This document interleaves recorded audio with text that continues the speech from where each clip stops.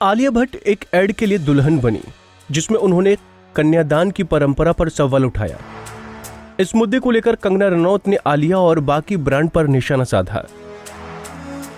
अब ये सवाल आपसे है कि आप आलिया के सपोर्ट में हैं या कंगना के। चलिए पूरा मामला आपको बताते हैं। हिंदू धर्म में कन्यादान सबसे बड़ा दान माना जाता है। शादी की रस्मों में कन्यादान सबसे अहम रस्म मानी जाती है, लेकिन किसे पता था कि एक दिन इस रस्म को लेकर विवाद छिड़ जाएगा। हाल ही में आलिया भट्ट क्लोथिंग ब्रांड मान्यवर मोहे के एक एड में दुल्हन बनी नजर आई, जिसमें उन्होंने बेटी को पराया धन कहे जाने पर सवाल उठाए हैं। इसी बात को लेकर आलिया जमकर सोशल मीडिया पर ट्रोल कर रही हैं। लेकिन आर्ट ऑफ लिविंग के संस्थापक और भारतीय धार्मिक गुरु श्री श्री रविशंकर आलिया भट्ट की सपोर्ट में आए। उन्होंने कहा, कन्यादान की प्रथा को खत्म कर देना चाहिए क्योंकि श्रुतियों में कन्यादान जैसी चीज का कहीं भी जिक्र नहीं है। स्मृतियों में ये चीज बाद में रखी गई। पाणी ग्रहण वैदिक संस्कृत शब्द है जिसमें साथी का हाथ उम्र भर के लिए पकड़ा जाता है, फिर चाहे वो पति पत्नी का हाथ पकड़े या पत्नी पति का हाथ पकड़े। लेकिन इस मुद्दे पर कंगना ने आलिया और बाकी ब्रांड पर निशाना साधा और लंबा चौड़ा पोस्ट शेयर कर दिया, जिसमें उन्होंने लिखा, हम सब टीवी पर आए दिन देखते हैं कि जब सीमा पर कोई जवान शहीद होता है तो उसके पिता गरजते हुए कहते हैं कि कोई बात नहीं, मेरा एक और बेटा है, मैं धरती माँ के लिए उसे भी दान कर दूंगा। कन्यादान हो या पुत्रदान, समाज इसे त्याग की प्रवृत्ति से देखता है। आगे कंगना ने लिखा, सभी ब्रांड से विनम्र निवेदन, चीजों को बेचने के लिए धर्म, अल्पसंख्यक, बहुसंख्यक राजनीति का इस्तेमाल न करें। ये बिल्कुल ठीक नहीं है। चालाकी के साथ ऐड के जरिए भोले भाले उपभोक्ताओं को मैनिपुलेट न करें। लेकिन क्या आप कन्यादान का सही अर्थ जानते हैं जो श्री कृष्ण ने अर्जुन को बताया था? नहीं? तो चलिए अब आपको बताते हैं।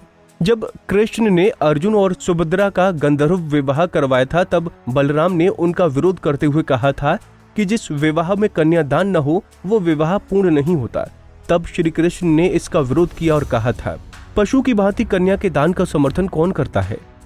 यहाँ तक कि कई प्राचीन शास्त्र भी कन्यादान का विरोध करते हैं। कन्यादान का सही अर्थ है कन्या का आदान, न कि कन्या को दान में देना। कन्यादान के समय पिता उसके पति से ये कहता है कि मैंने अभी तक अपनी बेटी का पालन पोषण किया, जिसकी जिम्मेदारी मैं आज से आपको सौंपता हूँ। इसका ये मतलब बिल्कुल नहीं कि पिता ने बेटी का दान कर दिया और अब उसका बेटी पर कोई हक नहीं रहा।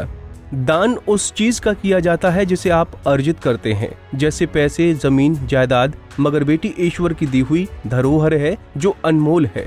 अर्थात जिसे आपने अर्जित नहीं किया उसका दान भी नहीं हो सकता।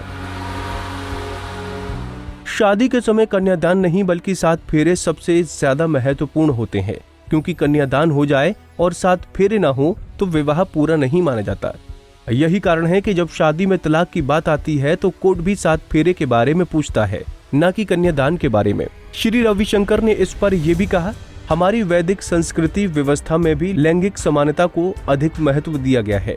कन्यादान के रूप में दी जाने वाली कोई वस्तु नहीं है।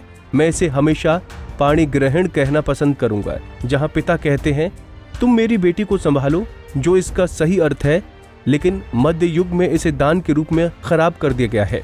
मैं कहूंगा कि कन्यादान को हटा दिया जाना चाहिए। अगर इसे हटा दिया जाएगा तो ये किसी भी तरह से हमारी वैदिक स्थिति या सिद्धांत या दर्शन को कम नहीं करेगा। आप इस पर क्या सोचते हैं कि कन्यादान की रस्म होनी चाहिए या नहीं? कमेंट करके अपनी राय जरूर दें। नारी से जुड़ी मोर अपडेट्स के लिए हमारे इंस्टाग्राम को फॉलो, फेसबुक को लाइक और यूट्यूब चैनल सब्सक्राइब करना ना भूलें।